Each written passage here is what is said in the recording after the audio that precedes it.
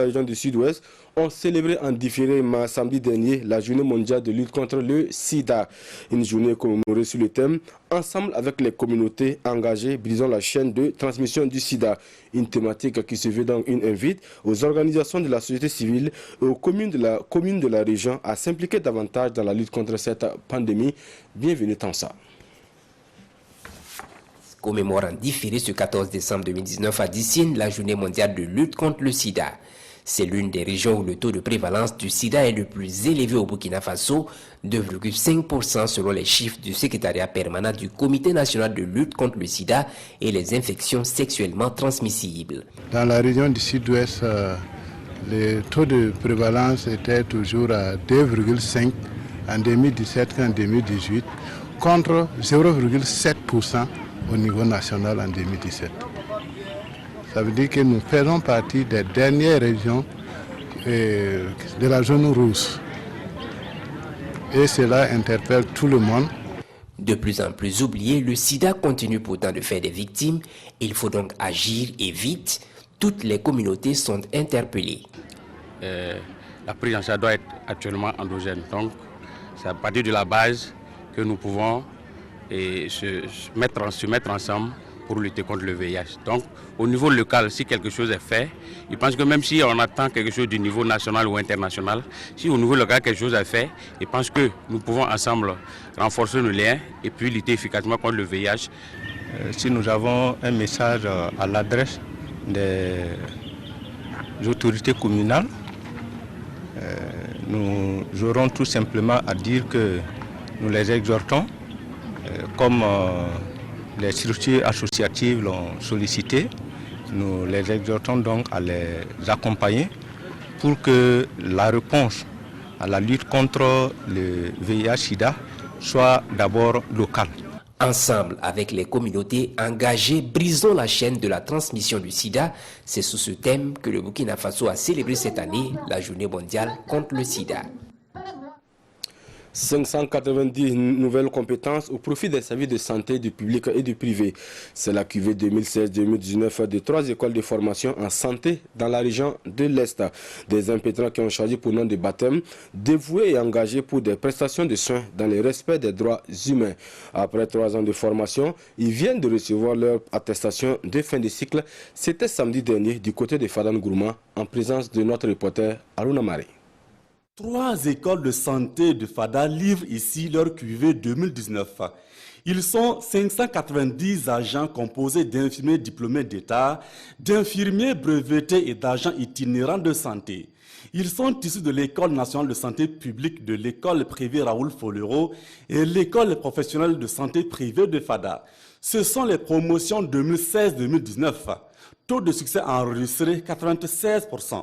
Nous avions choisi d'évoluer dans notre carrière sous l'impératif qui est dévoué et engagé pour des prestations de soins dans le respect des droits humains. Nous sommes amenés à servir partout où besoin se fera sentir. Nous voulons interpeller les autorités de notre pays de bien vouloir pencher leur regard sur nous afin que nous puissions avoir une formation à la hauteur de l'attente de toute la population pour venir à bout des maux de notre société. Des conseils ont été prodigués aux impétrants afin de leur permettre de gagner le pari sur le terrain.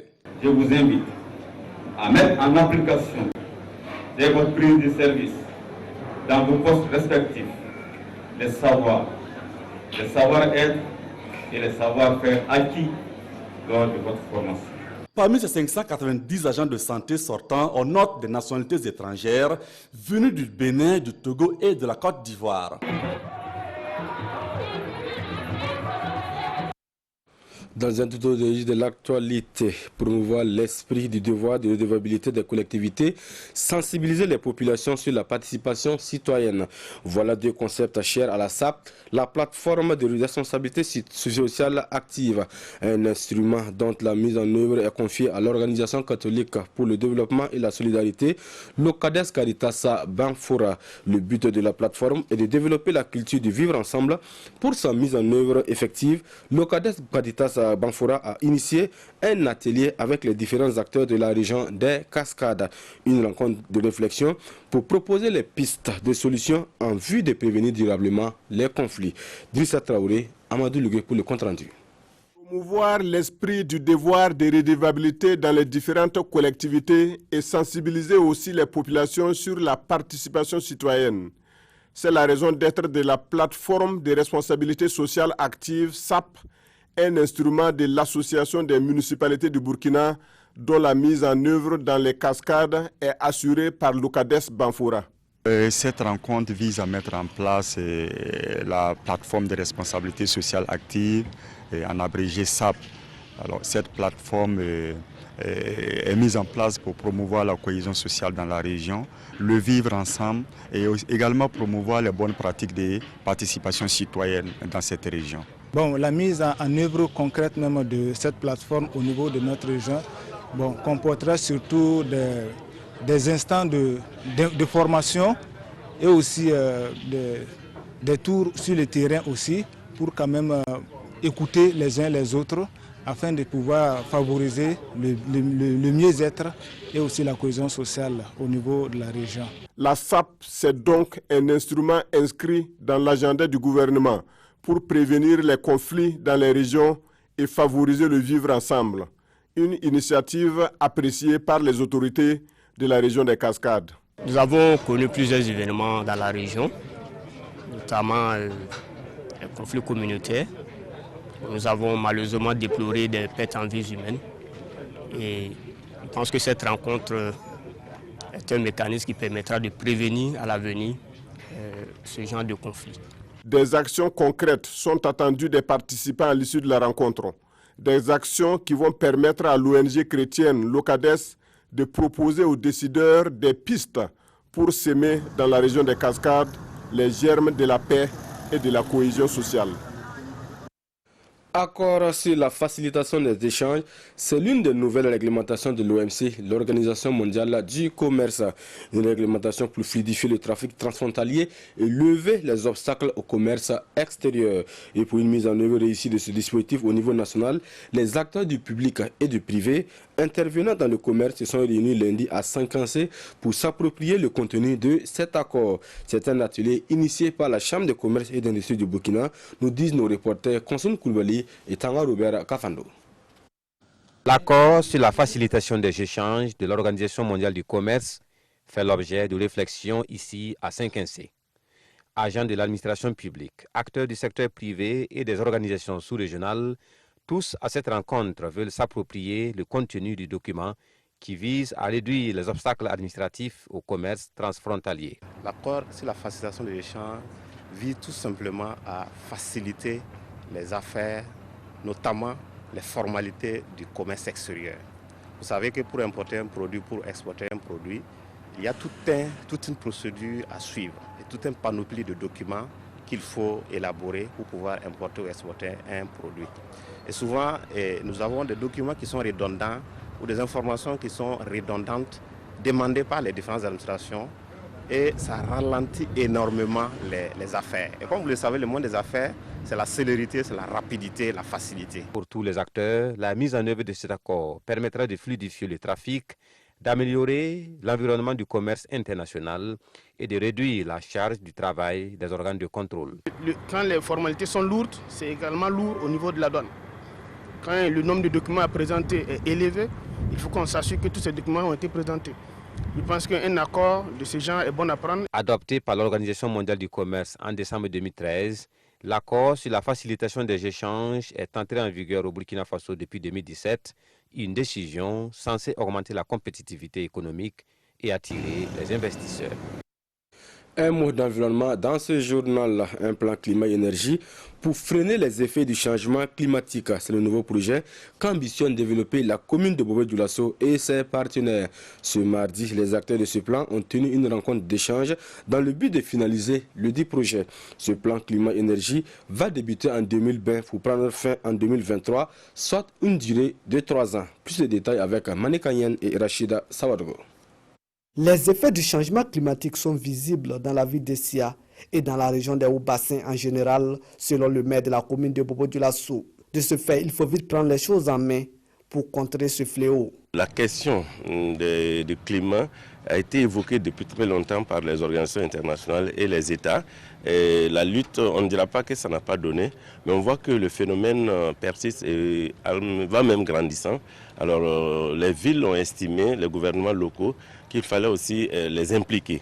La commune de Bobo-Dioulasso s'est dit que, vu l'importance et de la position stratégique de cette ville, on ne pouvait pas rester en marge et il fallait faire quelque chose. À cette rencontre d'échange, la commune de Bobo-Dioulasso et ses partenaires techniques et financiers s'engagent à élaborer un plan climat-énergie.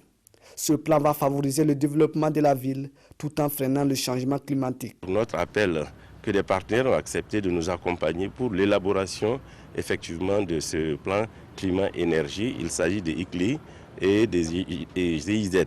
Voilà, donc l'activité que nous menons aujourd'hui après l'engagement politique, c'est de voir la phase technique ensemble avec les acteurs, comment ils peuvent s'organiser et définir les actions pour aboutir à nos objectifs. Le plan climat-énergie sera appliqué à partir de 2020 pour une durée de 3 ans.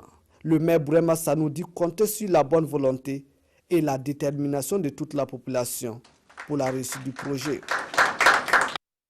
Un concert pour donner espoir aux détenus. Les artistes musiciens Freeman Tapili et Petit Docteur ont donné un spectacle à la maison d'arrêt et de correction de Dori. C'était à la faveur de la 10e édition du festival Vent de Liberté. Un festival qui entend ainsi entretenir le pont entre le monde extérieur et le milieu carcéral. Retour sur l'ambiance dans ce reportage de Suleiman Konda et Lazare Sanou. Nous sommes à la maison d'arrêt et de correction de Dori. Et c'est un vent nouveau, un vent de liberté qui souffle les pensionnaires de cette maison d'arrêt et de correction. Et les détenus ont participé pleinement, ils ont dansé, ils ont chanté. On sent qu'ils sont émus. Voilà, on sent la joie dans leur regard. C'est ça qui est l'objectif de chercher. Et aussi, ça baisse la tension entre les détenus et les gars de sécurité. Parce que c'est ça aussi l'objectif. Voilà, pour qu'ils comprennent que ce n'est pas avant où il y avait, tu vois, le prisonnier et puis le geôlier qui tape, non. Ils sont aussi là pour faire leur travail, pour les aider à eux-mêmes se préparer à la sortie. Au dire des responsables de la maison d'arrêt et de correction, cette activité contribue à lever les préjugés que le commun des mortels a sur le milieu carcéral. Les gens avaient un autre regard de la prison. Il y a un ancien détenu qui a fait la genèse de son passage ici. Il a même précisé qu'à l'époque, lui, il a connu la prison depuis 1993 jusqu'en 2002. Ce n'était pas évident. Il a même parlé du problème d'eau, problème de nourriture, problème d'hygiène. Bon, donc vraiment, on a suivi. Et pour lui-même, il a dit, actuellement, on n'appelle pas ça une prison parce qu'on les a mis à l'écart seulement. Je peux dire que c'est le plus beau jour de l'année aujourd'hui pour nos détenus. Au programme de cette 10e édition, à l'étape de Dori, les détenus ont eu droit à un petit déjeuner et un repas communautaire. Tout cela grâce aux membres du festival Un Vent de Liberté. On s'arrête là donc pour le 19h. Merci de nous avoir suivis. Ruth Ouattara vous retrouve à 20h pour la grande édition. Bonne suite de programme.